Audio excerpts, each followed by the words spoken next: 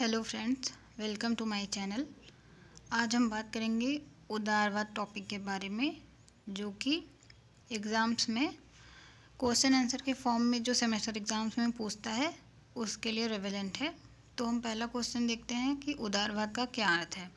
ये 2 नंबर का या 5 नंबर का अगर पूछ ले तो हम इसमें शुरुआत में ये बता सकते हैं कि उदारवाद कैसे अस्तित्व में आया, उदारवाद किन किन दार्शनिकों ने इस टॉपिक के बारे में बात किया, जैसे जॉन लॉक वगैरह, और ये 19वीं से 20वीं सदी के मध्य अस्तित्व में आया। और उसके बाद हम एक रेफरेंस दे सकते हैं, जैसे एलन रेयान ने कहा है कि उदारवाद में बहुत सी बातें शामिल हो सकती हैं, लेकिन निश्चित तौर पर यह सहिष्णुता को बढ़ावा देता है, साथ ही यह विश्वासों की एक बंद व्यवस्था का विरोध करता है। इसी तरह से ऐसा लिख के फिर हम बता सकते हैं कि उदारवाद एक राजनीतिक और नैतिक दर्शन है जो व्यक्तिगत स्वतंत्रता, व्यक्तिगत अधिकारों, स्वतंत्र बाजार और समानता, लोकतंत्र और सीमित सरकार पर जोर देता है। ये एक डेफिनेशन है। दूसरा डेफिनेशन हम दे सकते हैं कि उदारवाद एक राजनीतिक और सामाजिक सिद्धांत है जो व्यक्तिगत स्वतंत्रता, समानता, स्वतंत्र बाजार, लोकतंत्र, मानवाधिकारों और सीमित सरकार पर जोर देता है।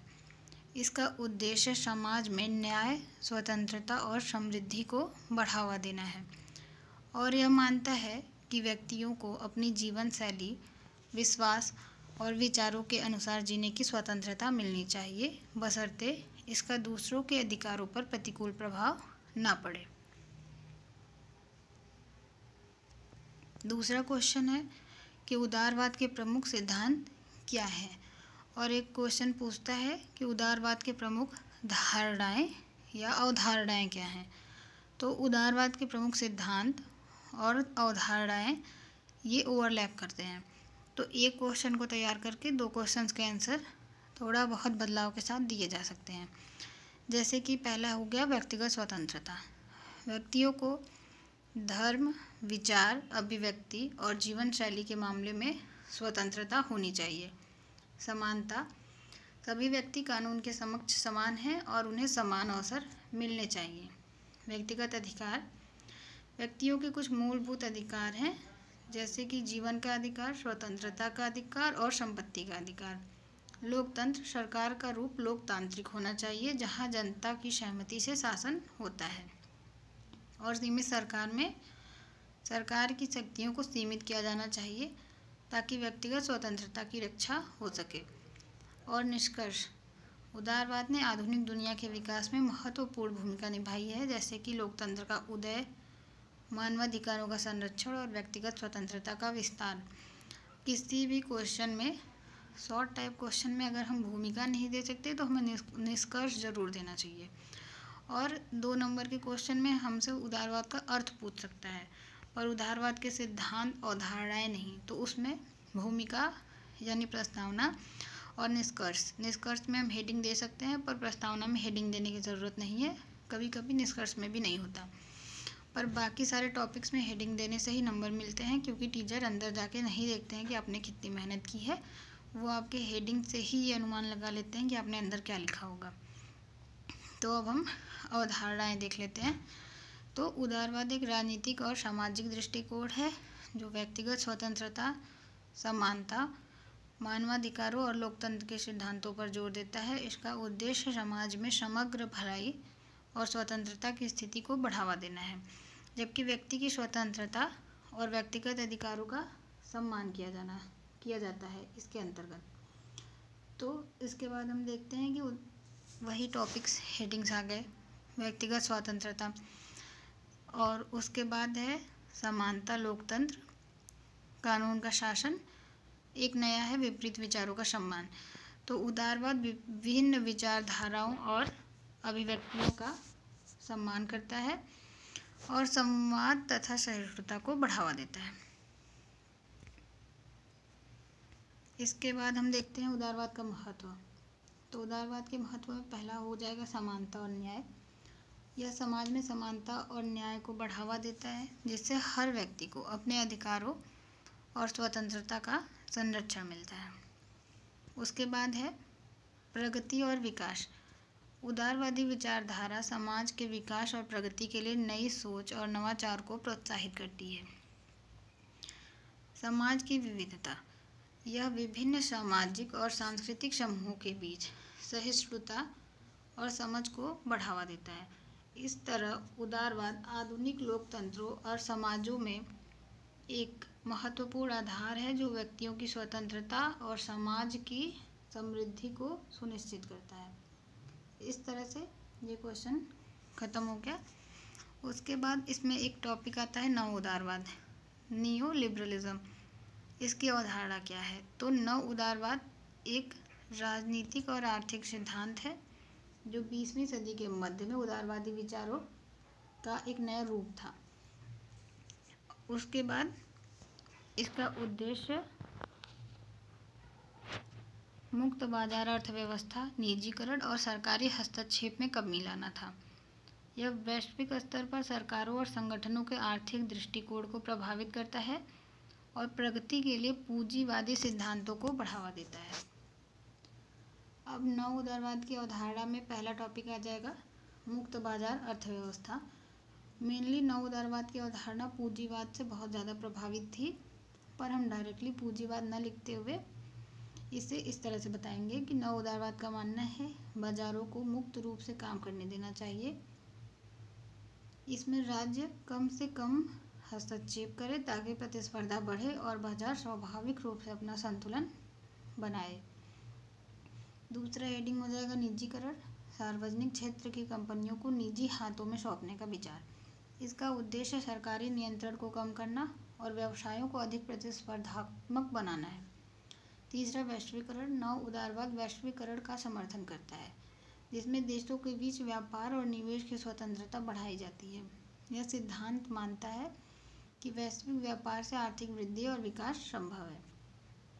सरकारी खर्च में कमी, नव उदारवाद सरकारी खर्चों को घटाने की कोशिश करता है, खासकर सामाजिक कल्याण योजनाओं में, ताकि निजी क्षेत्र और कंपनियों को प्रोत्साहित किया जा सके। नियामक ढांचे में कमी, नव उदारवादी नीतियाँ अक्सर सरकारी नियमों और नियंत्रणों को घटाने या समाप्त करने की कोशिश करती हैं, ताकि व्यापार और उद्योगों को स्वतंत्र रूप से काम करने की छूट मिले। उसके बाद हम नव उदारवाद का महत्व देख लेते हैं, जिसमें पहला टॉपिक है आर्थिक विकास। नव उदारवाद के अनुसार मुक्त बाजार और निजीकरण से आर्थिक विकास को बढ़ावा मिलता है। इससे देशों में रोजगार और निवेश की संभावनाएं बढ़ती हैं। वैश्विक प्रतिस्पर्धा, यह सिद्धांत वैश्विक प्रतिस्पर्धा को बढ़ावा देता है, जिससे उत्पादों और सेवाओं की गुणवत्ता में सुधार हो सकता है। सरकारी कार्यों में सुधार, निजीकरण और सरकार के खर्चों में कटौती के कारण सरकारी क्षेत्र में दक्षता और प्रतिस्पर्धा को बढ़ावा मिलता है।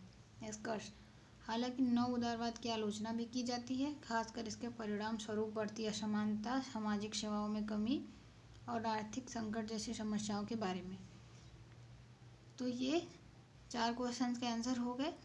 आगे क्वेश्चन भी है कि उदारवाद और नव उदारवाद के बीच अंतर, इस पे हम दूसरे वीडियो में बात करेंगे। उसके बाद हम लॉन्ग क्वेश्चंस के आंसर्स भी देखेंगे, जिससे एग्ज़ाम में हमें बस याद करके लिख देना रहेगा। इसे सोच के वहाँ लिखने की ज़रूरत नहीं है बुक पढ़ के, क्योंकि उतना टाइम नहीं होता है तो नंबर कम मिलते हैं, और बिना हेडिंग के लिखने पे और भी कम नंबर मिलते हैं। तो वो एक व्यवस्थित उत्तर था। उसके बाद उदारवाद टॉपिक को हम थोड़ा समझ लेते हैं। उदारवाद राजनीति का वह सिद्धांत है जो सामंतवाद के पतन के बाद राजनीति को बाजार अर्थव्यवस्था के अनुरूप मोड़ देने के लिए अस्तित्व में आया। वो पूंजीवाद का दौर था। शुरू में इसने व्यक्ति को राजनीति का केंद्र बिंदु मानते हुए व्यक्तिवाद को अपनाया, परंतु बाद में इसने राजनीति में समूहों की महत्वपूर्ण भूमिका को स्वीकार करते हुए बहुलवाद को अपना लिया।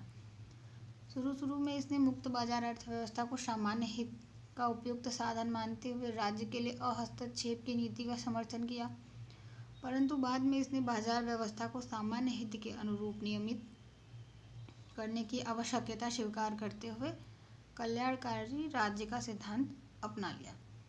और कहीं जब सिर्फ उदारवाद पूछे या लॉन्ग वाले क्वेश्चंस में स्टार्टिंग में हम ये भी लिख सकते हैं कि उदारवाद अंग्रेजी शब्द लिबरलिज्म का पर्यायवाची है और ये लैटिन शब्द लिबर से इसकी उत्पत्ति हुई, जिसका अर्थ है स्वतंत्रता या आज़ादी।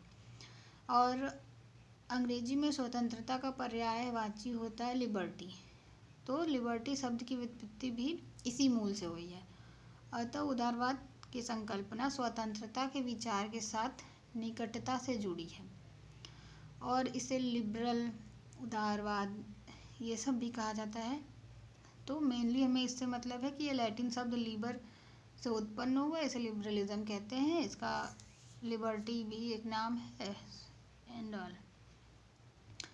उसके बाद हम ये बता सकते हैं भूमिका में कि इसके जनक, उदारवाद के जनक जॉन लॉक हैं, मतलब इन्हें उदारवाद का जनक माना जाता है। इन्होंने ही प्राकृतिक सिद्धांत, उदारवादी सिद्धांत ये सब दिया था।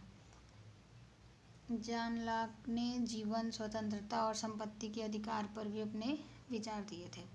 इन्होंने प्राकृतिक अधिकारों का सिद्धांत भी दिया था और इन्होंने कहा था कि प्राकृतिक अधिकार, सरकार की स्थापना इन्हीं अधिकारों की रक्षा के लिए की जाती है।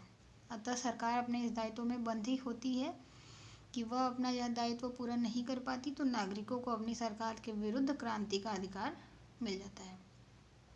और उदारवाद के कई सारे टाइप हैं। एक पहला क्लासिकल लिबरलिज्म, जिसके अंतर्गत अहस्तक्षेप की नीति और व्यक्तिवाद को प्रमुखता दी जाती थी और इसे नकारात्मक उदारवाद भी कहते हैं।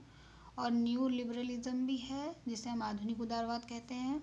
इसके अंतर्गत व्यक्तियों के कल्याण के लिए राज्य की सकारात्मक भूमिका पर बल दिया जाता है, अतः उससे सकारात्मक उदारवाद कहा जाता है। और प्राचीन समय में Adam Smith, Jeremy Bentham, James मिल, हर्बर्ट स्पेंसर, ये लोग उदारवाद के प्रवर्तक थे। और फिर उसके बाद J S. Mill, T H. Green, L T. Hobhouse, H.J. Laski, John Locke जैसे लोग हुए। और समकालीन उदारवाद के John Locke, Kant, J S. Mill, ये लोग प्रमुख विचारक रहे, जिन्होंने आधुनिक पर उदारवादी परंपरा को एक नया आकार दिया। और उसके बाद उदारवाद मेनली एक राजनीतिक और सामाजिक दर्शन है। यह व्यक्तिगत स्वतंत्रता, मानवाधिकार और समानता पर जोर देता है। उदारवाद लोकतंत्र, व्यक्तिगत स्वतंत्रता और नागरिक स्वतंत्रता की सुरक्षा की वकालत करता है।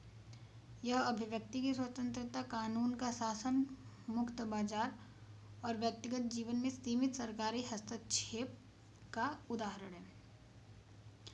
उदारवाद इस विचार को बढ़ावा देता है कि व्यक्तियों को अपने लक्ष्यों के प्रति बढ़ने के लिए स्वतंत्र होना चाहिए। ये अधिकार तब तक होते हैं जब तक कि वे दूसरों के अधिकारों का उल्लंघन ना करें। उदारवाद के केंद्रीय सिद्धांतों की बात करें तो इनमें वही कुछ की पॉइंट्स हैं।